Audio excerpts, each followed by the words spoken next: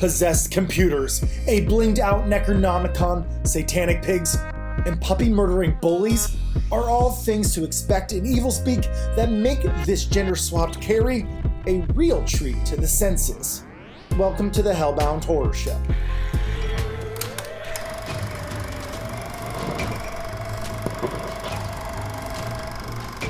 Evilspeak is one crazy ride, and one that I almost missed out on.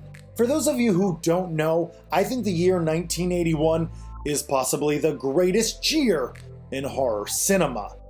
I've made it my duty to watch and review as many horror films from 1981 as possible.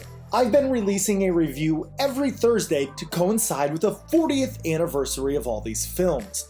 I made a list of all the movies that I wanted to cover, and originally, Evilspeak wasn't on it. I mostly review films that I own, and since the Scream Factory Blu-ray of Evilspeak is out of print and goes for a pretty penny, I never actually owned it. But of course, Joe Bob Briggs recently reviewed it on the last drive-in, making it a bit more culturally relevant to the horror community. So this one's for you, Mutant fam. The film starts off with this medieval cult being banished by the Spanish church. We get this awesome scene that sets the tone of these devil worshippers. It's a beheading, and it rocks. It's the transition to the present that is truly the cherry on top for this scene. Well done, Evilspeak. Well done. Evilspeak stars Clint Howard, who is the real-life brother of Ron Howard. Clint plays Stanley Coopersmith, who is our main character, and he's a kid who's been given the short end of the stick in life. You see, his parents died when he was young, he gets bullied by his peers, teachers, boss, and coach, and now he spends his days at a military boarding school. The film goes to comical lengths to show how rough of a life Stanley Coopersmith has. While cleaning out the basement of the church, Coopersmith stumbles upon a false wall. He takes down the wall and looks inside. It's a bit dark, so he decides to light some candles. All of the candles. It would have taken hours to light all those candles. I get it that it enhances the atmosphere, but in the world of the movie, it doesn't make sense. Inside the lost chambers, Coopersmith finds all the satanic books and artifacts. He finds this blinged out Necronomicon and takes it home to read it.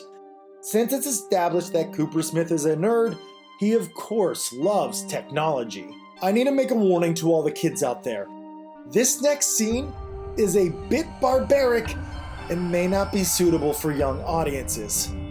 I just needed to prep you for what you are about to see. This, kids, is what a computer looked like. Yeah, I know. It doesn't even fit in your pocket and it can't make phone calls. You can't even check your Facebook status on it. Anyways, Coopersmith uses the computer to help translate the text in the book, and what do you know? It talks about devil worshipping. Reading up on devil worshipping, just like watching horror films, is probably something you shouldn't be doing in the school's library. So, Coopersmith steals the computer and sets it up in the lost chamber under the church. Coopersmith wants to take revenge on all who bully him, and after setting up a magic spell, all hell breaks loose. The finale of Evilspeak is just like a whiteboard. It's remarkable. It's like the ending of Carrie, but in a church and way more gruesome. It's absurd and over the top in all the best ways. Evilspeak does a lot of things right, but the film isn't perfect. I personally did not like the tone. It was weirdly comical and over the top, with characters being poorly written and not fleshed out. Yes, Coopersmith was bullied, but I never felt bad for him. I never rooted for him. There was no hero in this story. Just bad people and worse people. Coopersmith was my biggest problem with the film. Clint Howard is a great actor, but I think here he was just given bad direction. He went silly with it And to me, it fell flat because of it.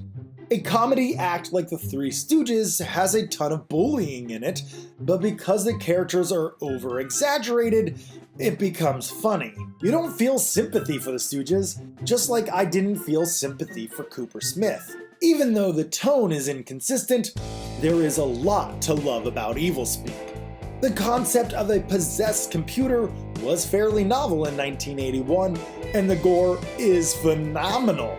Lots of beheadings, and they are well done. It's a lot of fun, but it does take a while to get to that gory good stuff after the opening scene beheading. The gore was good enough to make it banned in the UK as a video nasty.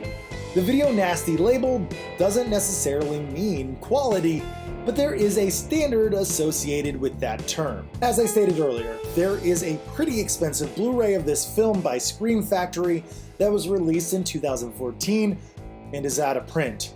So I went with the cheapest option, which was importing a DVD from Europe by 88 Films. This 88 Films DVD has many of the special features from the Scream Factory release, including a making of documentary. 88 Films is a great UK distributor, and I've enjoyed their products in the past. If you collect physical media and don't have a region-free player, you are so missing out. Evilspeak is a really good time and has so much going for it.